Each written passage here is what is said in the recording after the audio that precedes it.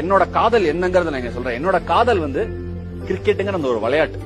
Okay, அதாவது stump 2 நட்டு பால் bad கையில கொடுத்துட்டீங்கன்னா அது மேல ஒரு அபரிவிதமான காதல். அந்த காதல் எப்படின்னா என்னால ஸ்டம்ப் யாராவது நட்டு விளையாடினா கூட பாப்பேன்.